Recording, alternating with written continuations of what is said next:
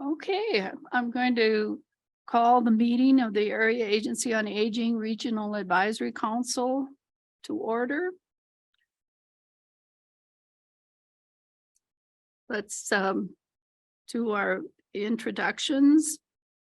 And I'm Bee Babbitt. I'm the chair of the Regional Advisory Council, and this is my last meeting after 2.25 years or something like that. Okay, let's go around the table.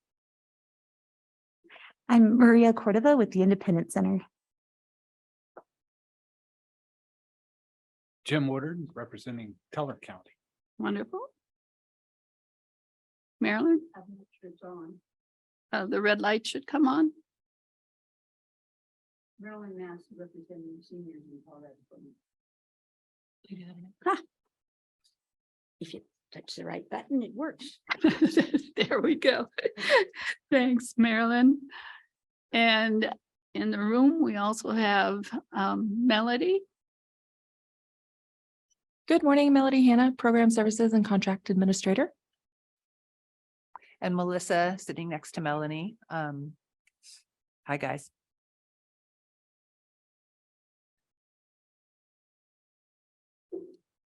And okay, one more. And I'll go ahead and jump up here. Jared Werner, Public Information Officer for PPACG and PPACG in the AAA. Okay. And let's go online. We have Eric. Good morning, Eric Bidwell with the Department of Human Services here in El Paso County.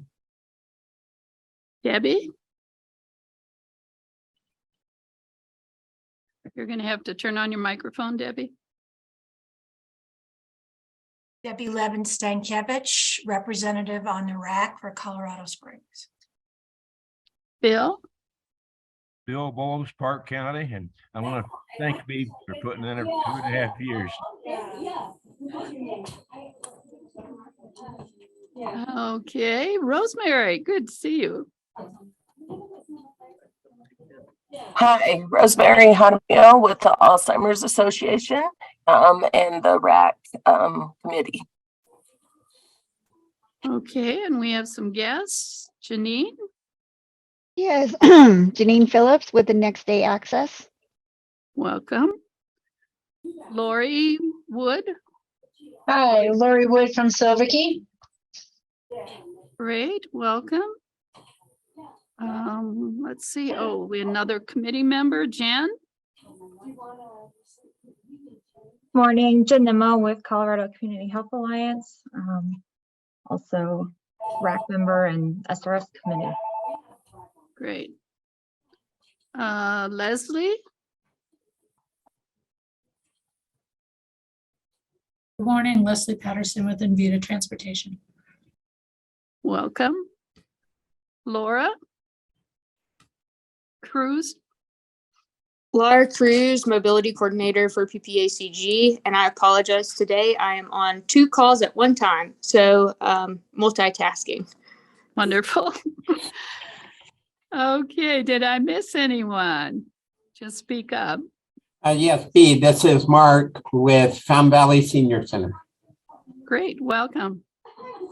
Yeah, anyone else? Kathy Lowry from Teller Senior Coalition. Wonderful. Welcome, Kathy. Anyone else? Yes, I did. Okay. Well, welcome, everyone. Glad to see you all here this morning. First of all, we have our consent items, our agenda and minutes. And I have a motion to approve the agenda and minutes. I move we approve these as presented. Okay. Thank you. I guess we have 2 people. Bill, Bill has made the motion, and then Jim, would you second that? Thank you. Are there any changes or corrections to the agenda and minutes? Hearing none, all in favor, raise their hands or say yes on Zoom. Yes. Yes. Thank you. Any opposed? Hearing none, the agenda and minutes are approved. Do we have any public comments today, Melissa? We do not. Okay, well, then we have important item of business here. Rosemary, would you present our officer candidates for the coming year? Absolutely. Very exciting. And I missed who's in the room, so I don't know who's there, and who's not. And excuse my voice, I have the crud. So we are absolutely thrilled that Marilyn Massey has agreed to take the chair position. And then Bill Bowles, or Chris Larson, first vice chair, and Bill Bowles, second vice chair. And I think we voted your position in last time. Is that correct, B? That's Okay. correct. Right. So those are the three I have on my radar. Okay, well, as membership chair, your presentation of those people, Marilyn Massey, chair, Christian Larson as first vice chair, Bill Bowles as second vice chair. That constitutes presentation of their names. Is there a second to the motion to approve those three officers? I'll second the motion. Thank you. So Debbie has seconded that motion. Is there any discussion? Hearing none, all those in favor of approving those three officers for the coming year, beginning in January, say aye. Aye. Or raise your hand. Aye. Hi. Any opposed? Hearing none, we have new officers for the coming year. Wonderful.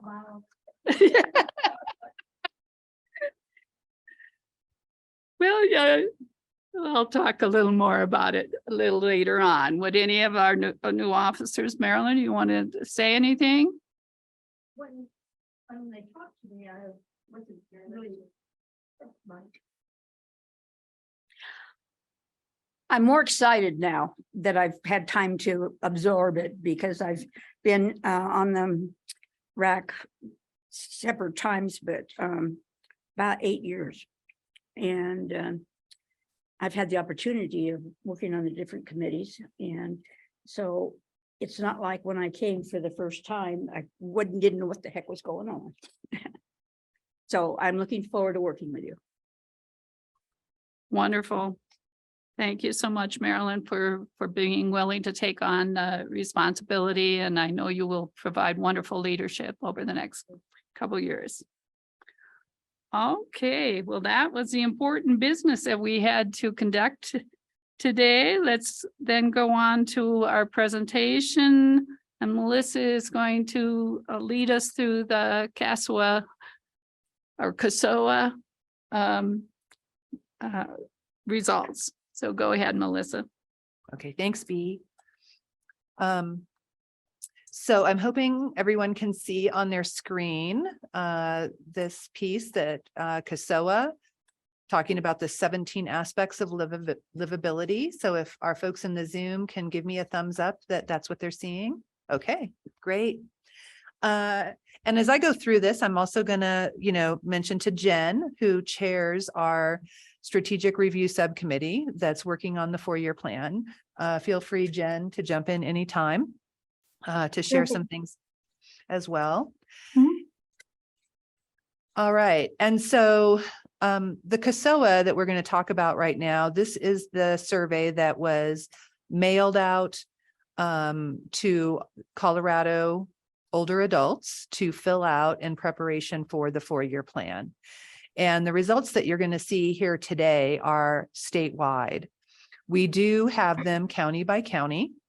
We just don't have access to them yet, but I thought it would be fun to take a little bit of time today, our last official RAC meeting of the year here in December, to just kind of take a look at the state findings. And I'm going to go all the way through the screen, the different slides. So maybe kind of take notes to yourself, because when we get finished, I'm hoping that RAC members first, and then I am going to open it up to some of our folks that are in the room, who are attending today, to also comment on, things that they expected to see, like, oh, I would have thought, definitely, could imagine and, know that that was going to happen. But then also if you heard anything that's a little surprising. And then the last part to share would be if there's anything that we should take a little deeper dive and exploring into. And again, keep in mind, these are the findings for the state, not necessarily El Paso, Park, and Teller counties called out yet, but it is very revealing to see what the state has found with the older adults. The good news is the CASOA did get enough of a response. They actually felt really good about the response from people that they got, the numbers that were returned. And so that's the good news. And so with that, I'm going to go ahead and get started. I'm not going to be monitoring the chat. So again, if anybody sees anything, maybe let me know. But I do want to kind of go through the multiple screens first, and then kind of open up and have a conversation at the end. So with the CASOA, they evaluated 17 different aspects of livability. Those different aspects got grouped into 6 different domains. And these domains don't necessarily align with our Older American Act funding. Some of you will notice, it's not just about transportation. It's not just about feeding programs. It's not just about behavioral health. It's really, those things are embedded in the questions that the CASOA did. And so the next screen here.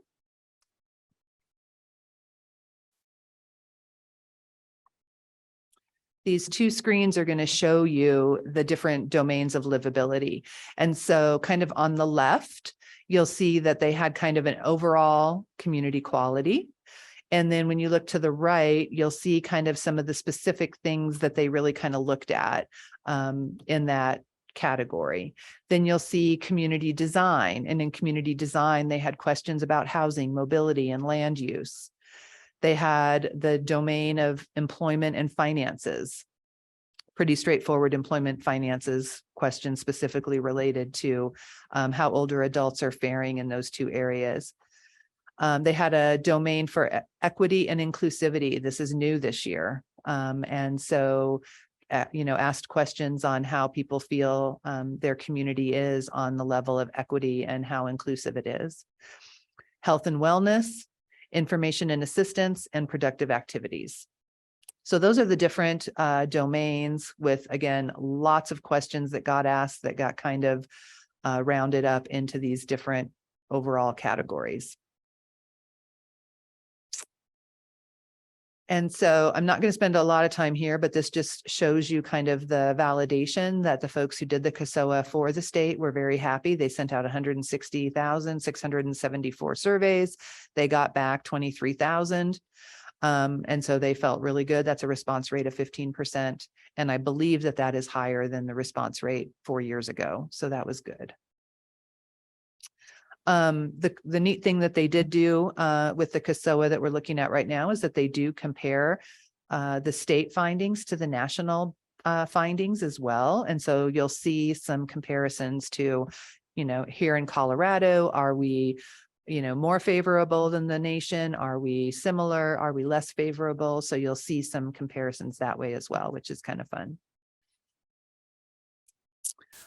They also show kind of trending over time. And so basically kind of looking at the CASOA from 4 years ago to now, how are things looking? Are we getting better? Are we staying the same? Are we, kind of needing to still work on some improvement? So the next couple, now we kind of start to dig into those different domains and take a look at what they kind of found out. And so overall, the older adults that responded felt that their quality of life overall is pretty good. Some felt it was excellent. Very few felt it was poor. And this is similar to the nation, and actually higher than it was when we did the CASOA 4 years ago. So that's interesting. Knowing COVID happened and lives were changed, that we actually are, overall, older adults in Colorado are feeling pretty good about their quality of life.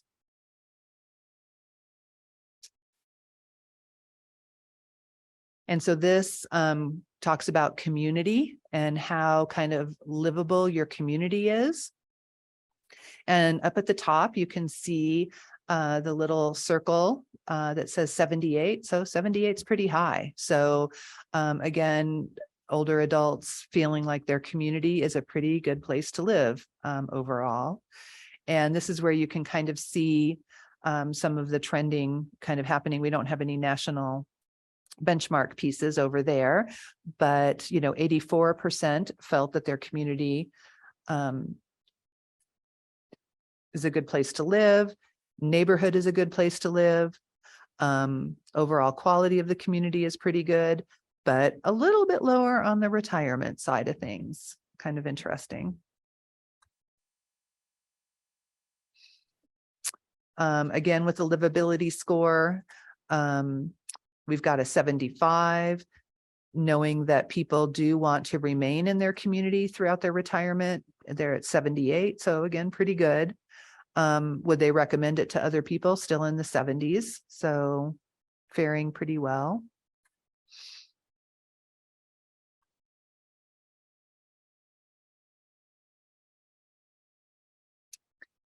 So with community,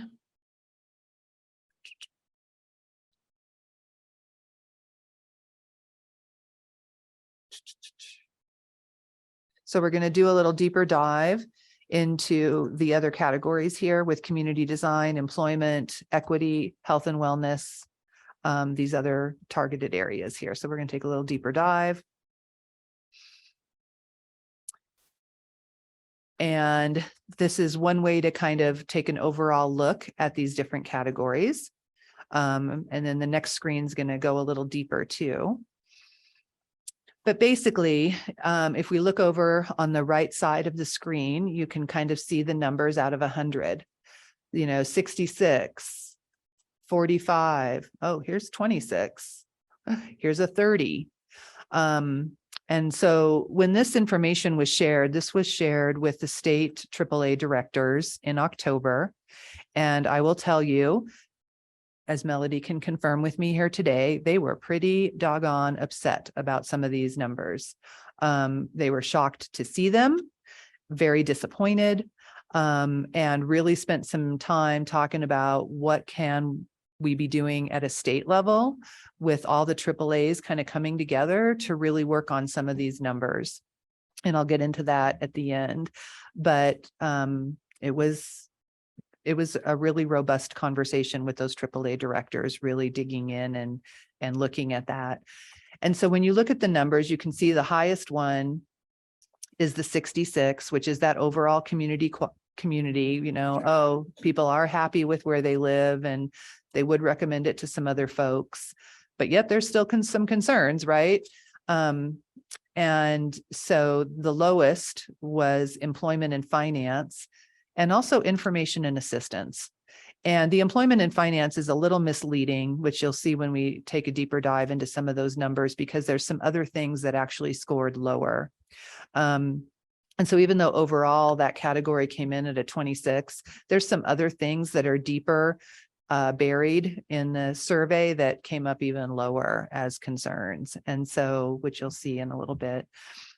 But the fact that information and assistance, that the sad quote of "we're the best kept secret" is still true, was really disappointing. I will mention that the state level did use some CARES Act dollars and did a COVID vaccine campaign at the state level. And so the State Unit on Aging hired a marketing firm to do that campaign. And when they did that campaign, they learned a lot. of where people are finding information out about older adults, how they want to access information about older adults. And so the good news is the fact that that happened, that campaign happened to raise awareness about vaccines across the state. There were some good takeaways there for us to do some better things around information and assistance. But we'll see how that kind of shakes out over time. And so this is where I said, even though employment and finances, kind of scored low, there's some other things that scored a little lower and raised a lot more concern for at least the AAA directors themselves. And again, as we look at this information, this is stuff that Jen and I and the rest of the people who are going to be on the TRS or the SRS, Strategic Review Subcommittee, are going to want to take into account. And this has been shared with our staff. And so again, staff have been kind of thinking about some of this information, but hopefully in the near future, we'll have our 3 county pieces of information, and we'll see how people in El Paso Park and Teller County answered some of the questions around employment or equity or quality of life or caregiving or whatever. And so we'll kind of see how that goes. I'm going to kind of be quiet for a minute, and I'm going to let people kind of look at the little circles and kind of taking note, like up here in the upper left, upper left corner. When the circle isn't very full, you can see that's a kind of low score. Other ones that are a little bit more robust, scored a little higher. So I'm going to let people just kind of take a look and maybe note to yourself again, things that maybe, yeah, I could have expected that, or, oh, I'm surprised, or, oh, I'd like to know more.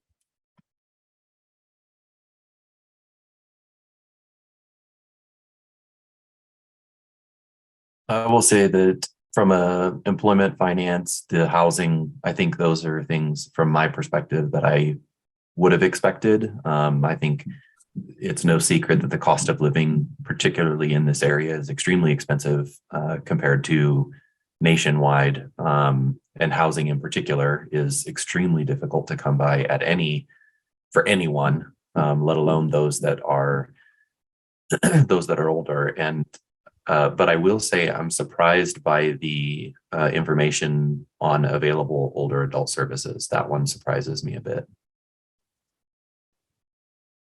Thanks, Eric. I wanna Other point out thoughts? The information getting scattered out through the rural areas is very poor. I've been trying, and we can't really get people interested to go to a meeting, and a lot of them don't have internet. So we've got to sum up some way to communicate this. Thanks, Bill. Other insights anyone wants to share at this point? Remember to turn your microphone on if you want to speak for those in the room.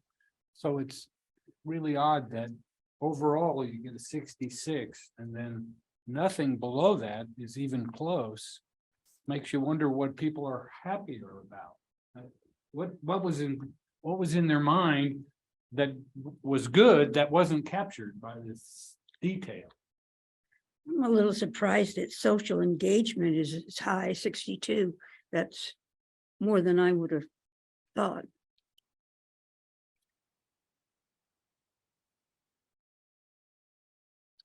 Thanks, Marilyn and Jim. Maria, were you going to make a comment? Did you have something in the room here? No, everyone said kind of what I was thinking. So Great. same page. Yeah.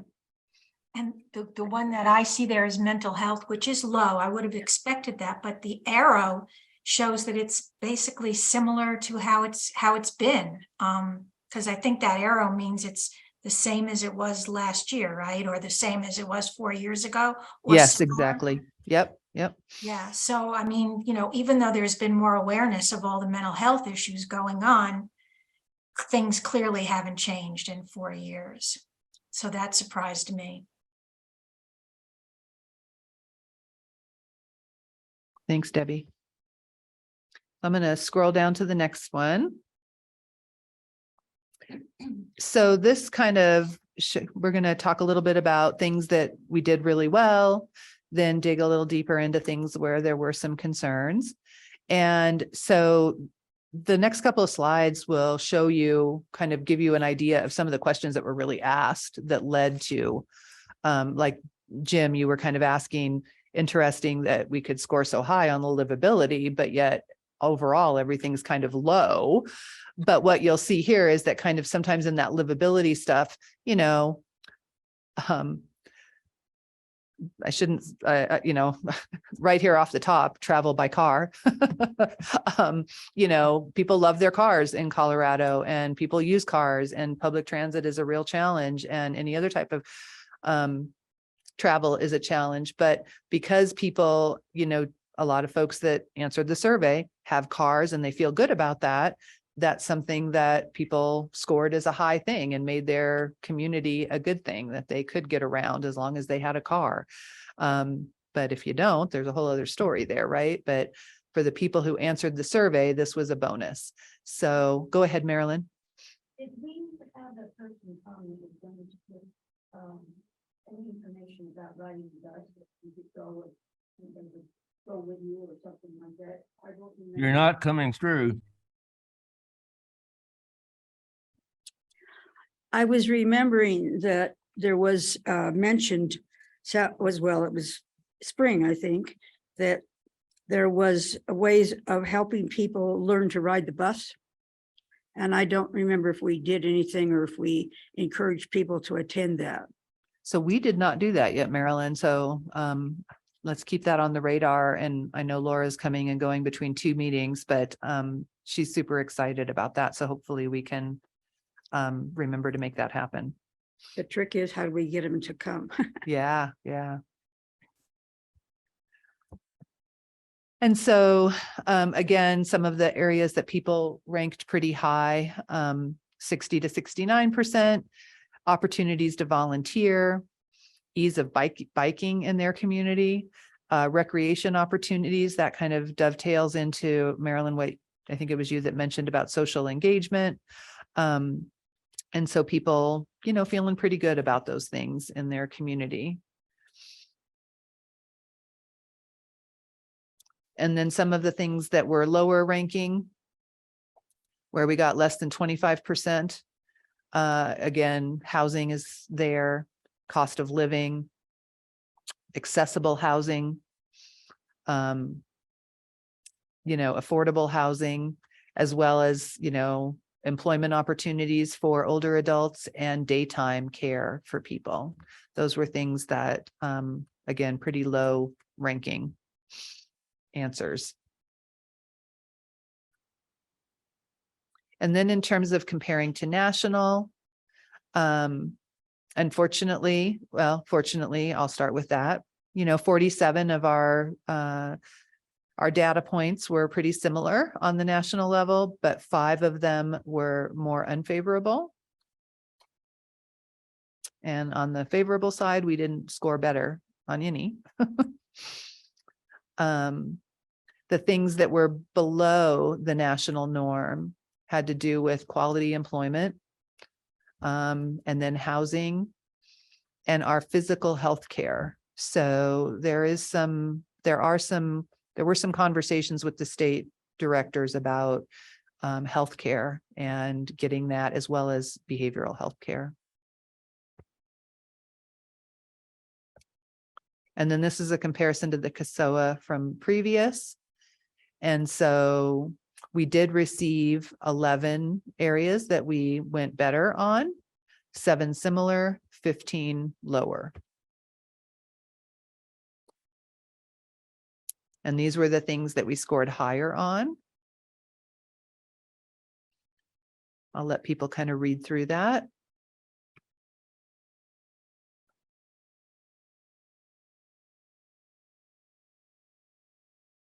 I'm kind of surprised that we didn't score higher in any areas like nationwide. I've said before, I think in other groups or other meetings, I've never been part of a community that has the level of advocacy, I guess is maybe a good way to put it, for older adults as I have in this community. And so it surprises me that with the amount of energy and time and effort that is put towards this, that we don't have areas that are higher than other parts of the country. I certainly recognize portions that are lower. As I said before, it's an extremely expensive area to live, and there's a lot that kind of ties into that. But I guess I'm just surprised that we also on the other side don't have ones that are higher than the national norm as well.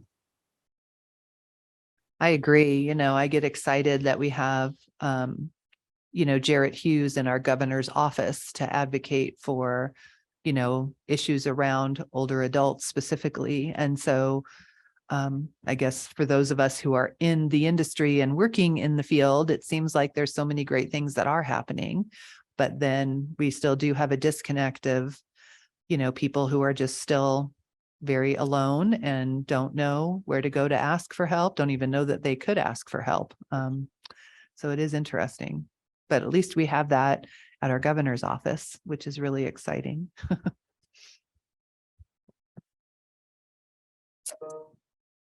Go ahead. Someone else has a comment?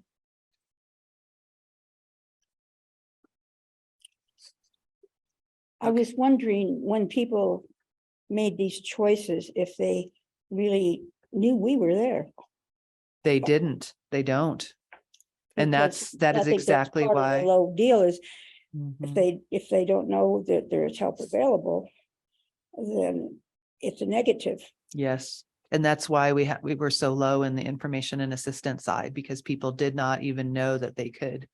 Feel like walking around town with balloons on me with. Love it.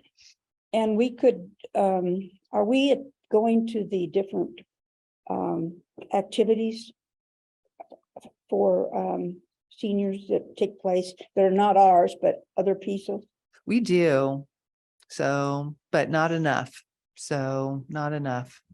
Our community conversations, we went to most of the major senior centers or places where services are delivered. So, but we need to do a lot more. Do we still, do they still, the Senior Resource Center still do? They do. They have, they have their gatherings and meetings. But I feel like with the Senior Resource Council, they're really great for networking and for all of us who are working in the field to get together and, keep everybody apprised of, what's the latest thing that's happening in your business or your organization. But then it's again, getting that information out to the older adults themselves. And, we have a new, Jared in the room, who's our new communications person. And so, it's kind of exciting. But I also know from being in my role for the last 4 years where we did write press releases and it just doesn't always get covered. And so, but we do have a fan with Katie Pelton on KKTV. She definitely will put things out. If it is a story that seems like it's going to impact an older adult in a negative way, she will do things. And we have a few writer friends in the Indy and the Gazette, but it's definitely, if older adults aren't looking at that news station at that moment when it comes through, or reading the paper at that time, it's just, it's a constant effort. And this is true for all of our providers too. That the more we can be, in this thing together, the better it's going to be for everybody. I wonder, Melissa, if some of the kind of maybe stagnancy or decrease in some of these areas stems from the overall level of withdrawnness as a society that we've had over the last couple of years due to COVID in general. Like I know, from a perspective of it's been significantly harder, at least for the last couple of years until recently, to get information out to individuals in the ways that we had, say, 3, 4, 5 years ago. Because community events weren't happening for a while. We weren't seeing people face to face for a while. Many organizations weren't. And so I wonder if perhaps that has something to do with when this, just the timing of this survey happened. If it happened to be that maybe played a part in some of the overall level of awareness diminishing some. I think that can be a factor, for sure. So, because, 4 years ago, at least this particular category was doing a little better. And so what is the big thing that happened over the last, time frame was COVID did come along and did have some impact on, well, not some, a huge impact on everyone's lives. So I think there is some element of that too, Eric, for sure.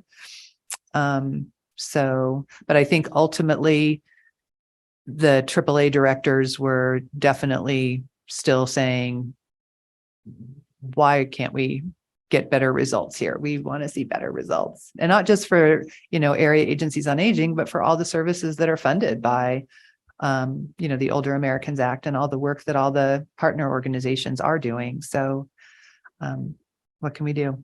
So COVID probably has an impact comparing to 2018, but the whole country experienced COVID in pretty much the same way. Good point. So I'm a little mixed up because I thought up above it talked about some positive things, and it said opportunities to attend religious activities, physical fitness. I thought those were positive, and then down below it says that those things were scoring lower. So I wonder, how much lower? Did they just take everything that was even a point or two lower? Because I thought those were things that people liked about their communities. They were able to attend religious activities, physical exercise classes and stuff like that. And then here it says it's lower than 2018. I think the nuance there, Debbie, and then I'll get to Leslie, who has her hand up. I think the nuance there has to do with, yes, in this particular, it was actually one of the higher scorers for the CASOA this year. But when you compare it to 2018, it's actually lower than what was happening in 2018. So it is a nuance there, which is kind of surprising because, again, it could be a little bit misleading in the beginning when you think, oh, great, everybody's, getting all their needs met. But if you compare it from 4 years ago to today, it's a slight drop. So it isn't as good. So Leslie, if you would just introduce yourself and who you're with and share your comment. Yeah, Leslie Patterson with Invita. I think it was already shared, but when I'm just looking at this list of scored lower in 2018, everything that has opportunities by it was shut down pretty much during COVID. So I would expect, across the country, all of those would be lower. And so if you took out all the things that have opportunities, your list is much smaller. Thanks, Leslie. Good observation. We're on the right path, hopefully. All right. I guess one more thing too is I do outreach out in Teller Park, and I spend more time in southern El Paso County too. And it seems like a lot of people are needing more in-person, repetitive information given to them, because I've spoken to a few people who I've explained the services that are out there, and then I'll see them again at a different event and they'll ask the same questions again.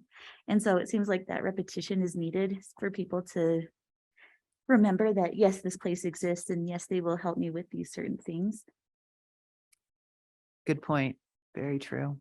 And the other thing about all those things where it said opportunities, there were opportunities for those things, but they were through Zoom and computer activities. And maybe a lot of seniors don't have the option of using those kinds of services. So that may be why it was lower. Because, for some people, being able to do things on Zoom made it actually easier to attend stuff. So, it's hard to know. Yep.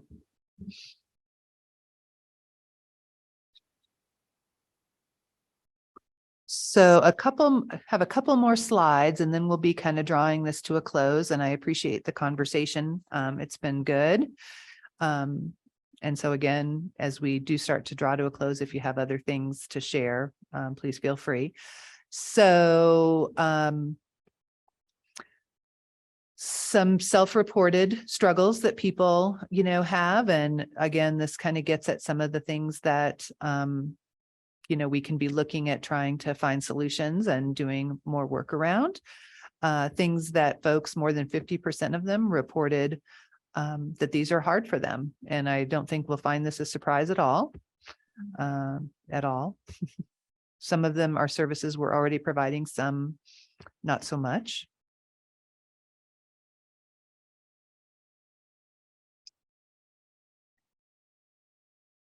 The next slide is, 40 to 50%, so maybe not as high.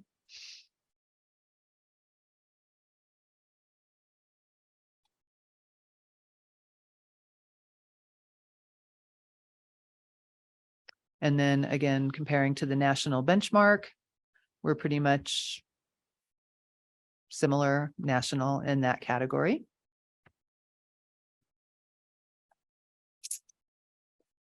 This one, I apologize for it being a little small. I might be able to blow it up a little bit bigger, but then we might lose the ability to see across the screen.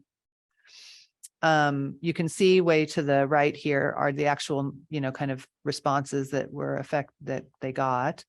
But over here are kind of the percents of need that show up. And so again, here's where we're looking at the higher numbers versus the lower numbers, generating a level of need. So information and assistance was at 40%.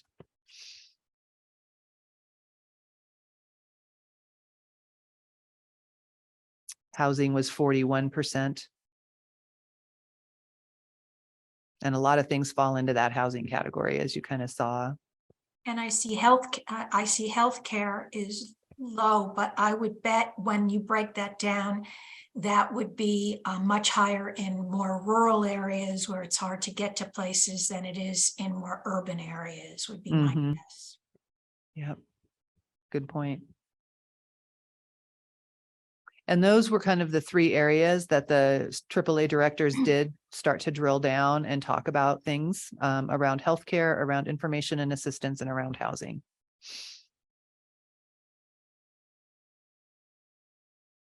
What did they include that would have such a low category, right, as 8% in equity? What did equity supposed to mean to the ones that are answering it? So I can't speak for sure what the questions were around equity on the CASOA, but typically what they're looking at with, equity is kind of two parts. One is, if you are a person of color, do you feel that you're having access to services? Do you feel like you're getting your needs met? Those pieces, but also, on the side of being an older adult and being dismissed as an older adult as well. So a little bit of both, but I don't know the question specifically that fed into that category. Well, I was thinking that it's true that seniors are kind of invisible when there's other things happening or around, even within the family. I mean, we have a party and, they all enjoy talking to each other, and I have to push myself into the conversation. So I think that a lot of people experience, they may not know what it is, but I do think that's invisible is something that needs to be addressed. Yes. And ageism was the word I was trying to come up with, and it was not coming to me until just now. So thanks, Marilyn. Okay.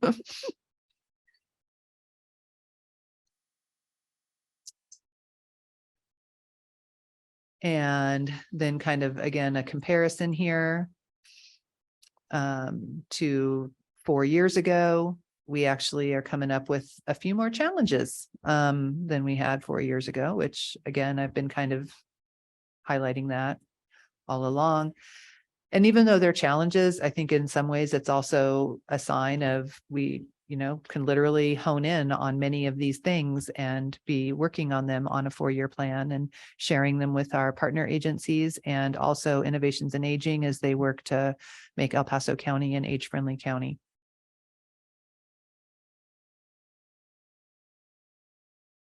So here were some things that, the needs were decreasing.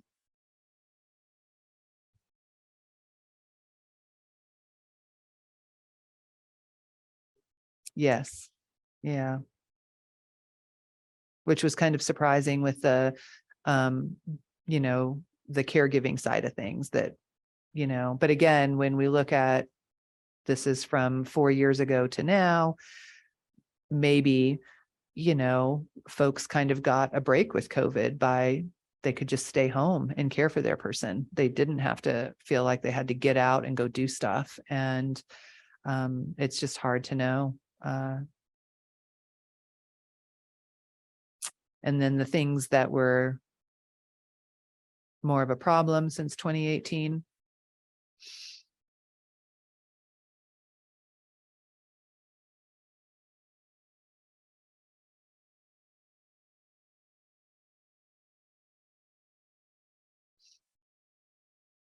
And then we have another slide with some more.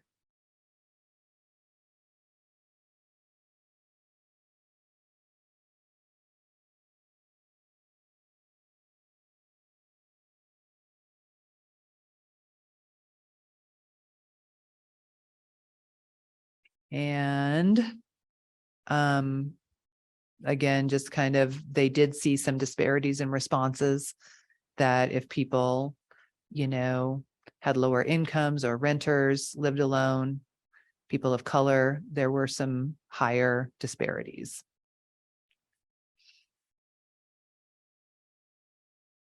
So it gets at how important it is that our Older American Act funding, even though it is available to anyone regardless of income, we do really need to take into account, serving folks. And we do have to take into account having a concerted effort to reach out to the communities of color.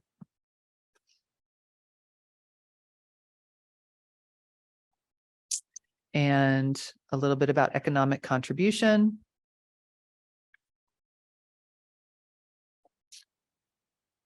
I don't remember this, this little slide, so I'm just going to skip it for now. I'm sure somebody knows immediately what that was all about. And so again, you guys have been really great sharing as we went along, kind of things that you were expecting, things that were surprising.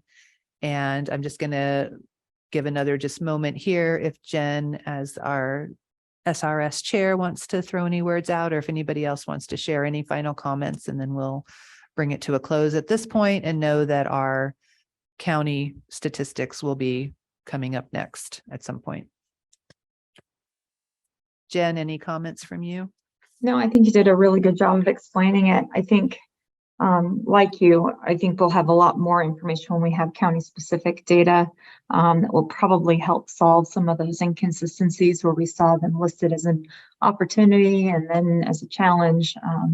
So I'm eager to get my hands on that data to give a better report, but you did a great job of explaining it and sharing what information we do have at this time. So. And just as be here, just as looking forward, I think comparing our community conversation results to these results, particularly when they're, as Jen mentioned, that when they're broken down by county, will be very interesting, because I think what we'll end up with is specific examples of, these areas of need. So I'm looking forward to that as well for the SRS committee to look at that. Great, thanks. And I will mention to our RAC, we do have our next technical review subcommittee tomorrow at 11. It is via Zoom. and I don't mean to call it technical review subcommittee. I am so sorry. The strategic review subcommittee where we are working on the 4-year plan. And so if anyone wants to join that meeting, send me an email.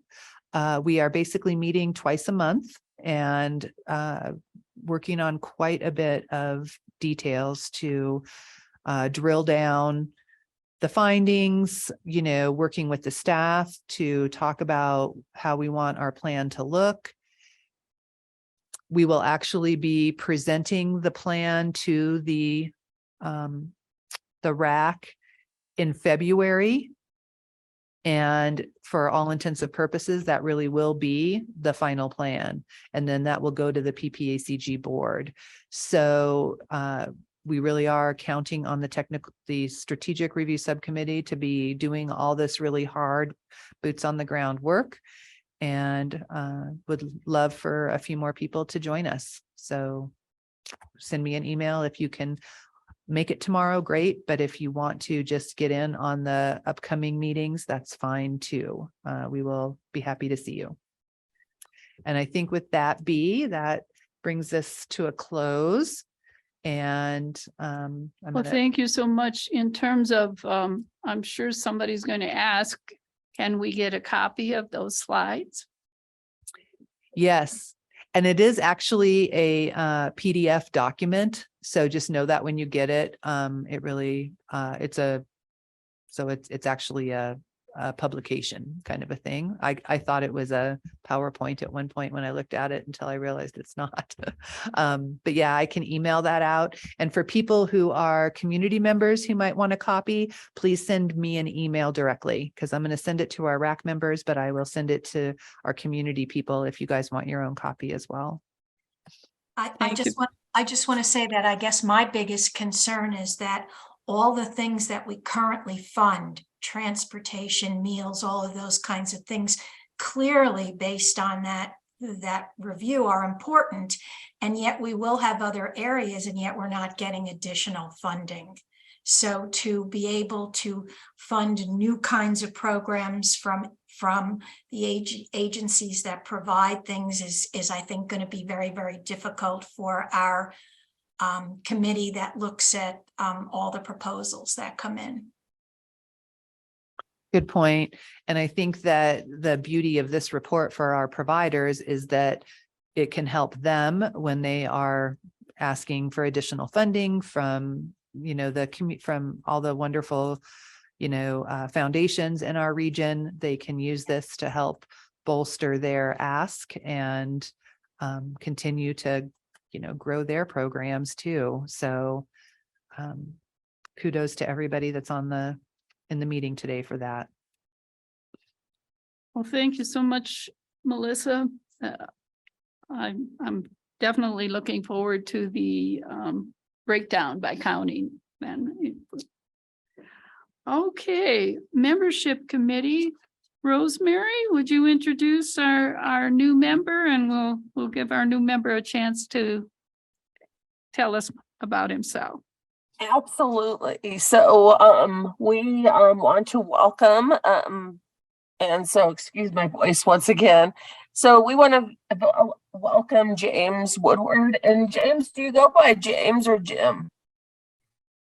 He's in the room, right? Jim. Usually Jim.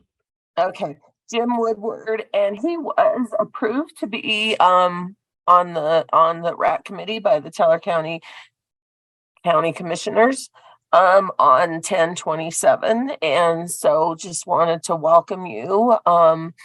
And if you want to share a little something about yourself, I'm really excited because you're from New Mexico. Also, I was born in New Mexico, and so really part of my heart. I know Debbie spent many years in New Mexico, so I'm very excited to have you on the board, not just for that reason, but for many other reasons. So if you want to give a quick introduction of yourself. Let's see, I worked for Sandia National Labs in California and Albuquerque for 36 years. Retired, tried to live in Taos, but that's a little too remote.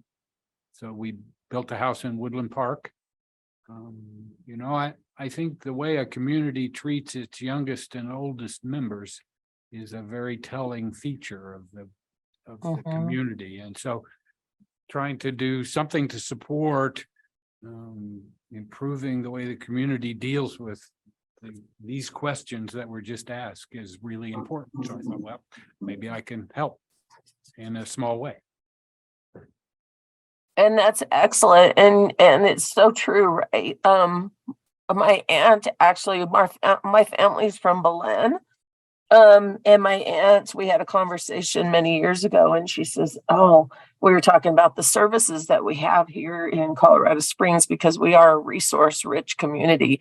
It's just getting those resources out into the hands of the community. And she said, oh, I so wish we had some of those services here.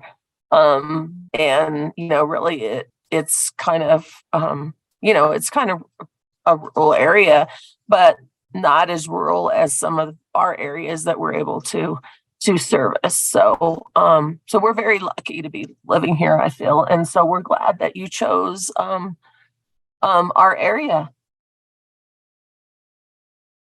Welcome. Yes, well, welcome, Jim. We look forward to your participation in the RAC and getting to know you better. Thank you. I think that's all I have. Okay, well, thank you, Rosemary. And then Jen, Strategic Review Subcommittee. Melissa's given us some information, but maybe you want to review it for us or give us some new. I think everybody would just love to hear me talk for another 10, 15 minutes and say the same thing Melissa so eloquently said. So I'll take a polite pass and say thanks, Melissa, for the update, and along we go. I will mention one thing. So yeah, I'm talking again, sorry. Jen and I met the Strategic Review Subcommittee. We met just a few days after the Club Q shooting had happened. And I will tell you, your fellow RAC member, Jen Nemo, had so many great ideas about how to reach out and support that community of people and older adults specifically. And so we are in the process of reaching out to 2 of the congregations in town and looking at having a community conversation at those 2 congregations. And so Jen, thank you. You shared some really, really, really good ideas that day. And I'm looking forward to having those happen. So thank you for your leadership in that committee. It really means a lot to me. So thank you. Thanks, Melissa. Glad to help. There was a great article in the Indy, and it was signed by many, many, many spiritual and religious leaders in the community. And that would be a good place to look at all of the various religious churches and everything that we could probably contact in the future. Well, thank you. Thank you, Jen. And now we're going to, I believe Melody is going to present. I'm sure that if you read your email, you saw that Jody, our director Jody's mother passed away, and he is with his family at this time. And so Melody is going to give his report. Good morning, everyone. Thank you, Bea. I just have 2 quick updates to provide. Wanted to let you all know that we have distributed information to our contracted providers about upcoming carryover funds that will be available this state fiscal year. So we haven't yet heard from the state when those funds will be available. There's a lot dependent on that with how the legislature moves. And so once that does become available, though, because we have initiated the process with our contracted providers, we'll be able to move quickly so that we can add those funds for the approved providers to their current contract. They have until June 2023, so June 30th, to expend the funds, and they can use those for both capital expenses or programs and services, or a combination of both, depending on what their needs are. We are also having robust discussions on ARPA funding. Those have been really exciting. We're excited to share more information about that in the future, just about the different projects that potentially will be happening over the next few years with those funds. So that's all that I have today. Any questions for me? Yes. Marilyn, Does that will you mean mind, that- do you does mind that turning mean on you your? have a dollar amount? Yes, we haven't received the dollar amount yet. Is that for carryover funds, do you mean? Yes. So we haven't received the dollar amount yet, but usually we receive that with the date. So that information kind of comes fast and furious and we have to act quickly on it. So we don't get much notification when they do have the carryover funds available. Because the state doesn't get much notification either, notification time rather. Great question. Could you say another word about the additional funding, ARPA? ARPA, yes, it's the part of the American Rescue Plan Act. I believe that's what it stands for. So we have funding that's available for infrastructure and capital expenses. So there are organizations, AAAs across the state who have received that funding as well, and we were one of the fortunate recipients. So we're really focusing on capital and infrastructure for those funds. So those will be available for spending through 2026. Oh, and Jen, yes, hand up. So do you have a deadline or are you going to put an RFP out for those? Not for the carry. Yeah, great for the question. ARPA. So for the ARPA, yes, we will. Okay. Yes. Do you know when the timeline is on that by any chance? We're still discussing that because we're trying to decide on, which projects, whether putting that out to the public or managing that internally with our own projects and who to coordinate with on those. Okay. I might want to connect with you offline about a project in Teller County. Okay. Wonderful. Thank you. Thank you. And did I understand that with the ARPA funds, some of those could be new projects? Yes. Okay. Yes. And I believe that Jody's been sharing periodically about those funds and because we've been talking about them for some time, but just wanting to make sure that we're focusing on projects that really pull together the entire region. So trying not to just focus on one area, but making the most of how can we make connections between different organizations to really leverage these funds as, recognizing this could be an opportunity we don't have again. Yeah, great questions. Thank you.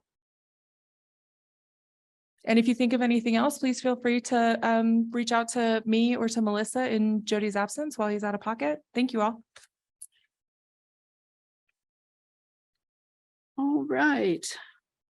And then I have a little time here as chair. I want to say thank you to all the wonderful members of the RAC. I've really enjoyed working with all of you and really appreciated, I think everyone has stepped up in terms of their contributions to make this a viable committee. We had to go through COVID and all remote, and now we do the mixture, the hybrid, but it's worked, and I've appreciated the work of everyone on the committee.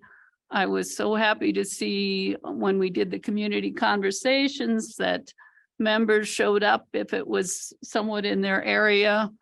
They showed up for those conversations and added to it, which I really appreciated. We have, during the past 2 years, tried to reach out a little more toward a diverse community.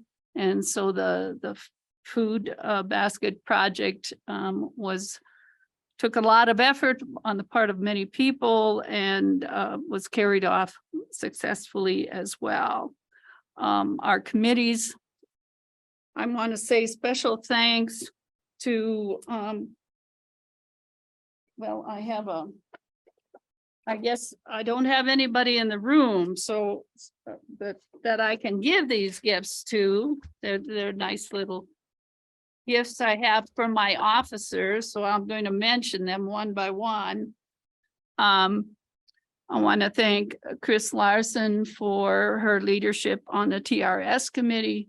That particular, for new members, I'm just going to sort of repeat these committee rules because as members, you can join any committee you want. You can join one, you can join three.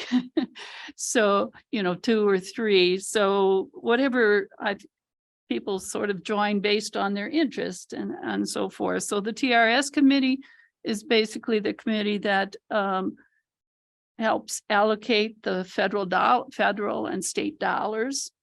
So we have to make hard decisions about, usually, of course, there's more requests than there are dollars. So we have to make some hard decisions about where those money flow. And Chris Larson was chair of that committee and appreciate so much her work in that regard. Then I want to thank Rosemary as our membership chair, as she helped bring in new members to the committee. And of course, that's an ongoing task as some of us time out, and we need other new people coming in. So we thank Rosemary for her work on that committee. And then Jen, want to thank you for your work on the strategic review subcommittee. Of course, your work continues here as you work on that input to the 4-year plan. And like I said, those 3 committees, other members are certainly welcome to join any 1, 2, or 3 of those committees. And then I also want to say thank you to Bill Bowles as my second vice chair. Bill he shows up at every meeting, no matter where in the country he is or how bad he had COVID. It seemed like he was able to come to our meetings and contribute wise advice, and always keep helping us remember that we serve 3 counties and not just 1. So I really appreciate that. And I think that's probably just this. I did a presentation last month to one of my women's groups on the services that AAA provides, and all our providers provide. And afterwards, one of the women, she came up to me and she said, "You're really passionate about this, aren't you?" And I really am. Once you learn about the needs of our seniors, and of course, most of my friends are seniors. And so I see them go through this process of, they're independent, they're traveling, they're doing all these wonderful things in retirement. And then the challenges began. And it's so great to be working with an organization that helps seniors meet those challenges. So thank you again for allowing me to be your chair for the last 2.25 years, I think. And I look forward, as Jody came up with this new position so I could stay on another year as past chair. So I'll be around and continue to assist and help, but thank you again. And B, if I can just jump in, I want to say thank you in a huge way. And I'm sorry Jody is not here today to say that. I'm sure he will reiterate it when we meet in January. But you did step in to a role as chair, kind of mid stride. And not only do you do that, but then you volunteer with us, which is also wonderful. And you have attended pretty much every single extra meeting that we have hosted over the last 2.5 years to do different activities, different outreach, and then also encouraged myself to join you at some specific community events, which have been fun. So I just really appreciate that. And I'm so glad that you committed to staying on for another year. And after that, we'll see where you're at, but we also know that you'll still probably be volunteering here. So back there in the cubby hole, answering phones and talking to people. So from me, I want to say a very heartfelt thank you. Thank you, Melissa. And I want to say that I have to live up to what she has accomplished. So I need a list of when the meetings are. Okay, good start with it. You know, in that conversation, I should have brought, I have one more gift here, and that's for Melissa. Behind you, most of you probably don't know all that Melissa does for the organization, for the RAC behind the scenes. She really is the glue that keeps everything working together. And I just appreciate so much the work she has done for us in terms of organizing these meetings, in terms of keeping us on track, in terms of what's next, in terms of reaching out to the community and making us be known. And I appreciate you so much, Melissa. And so I just have a little celebrate. You can't possibly guess what this is, but have a little gift for you too as well. And any other comments by our committee members? I second Melissa. I'm very grateful that you're able to stay on for a transition year B. I appreciate all the work that you've done and the leadership that you've shown our committee. Just can't be more thankful. So I really appreciate your work and excited to have you for another year as we work with Marilyn and move forward. So thank you. Thank you. I second that second. Thank you. Do any of our guests have something they would like to share? Any events coming up? I guess we don't schedule events during December. Huh? Too many other things going on. Okay, well, our next meeting, we do not have another meeting in December. Our next meeting is January 26th. So once again, for new people, we always meet on the 4th Thursday at 10 a.m. Because of the unusual calendar, the RAC Executive Committee meeting could meet next week, but we've decided not to. We will wait until January, if that's okay with Marilyn, because Marilyn takes over in January.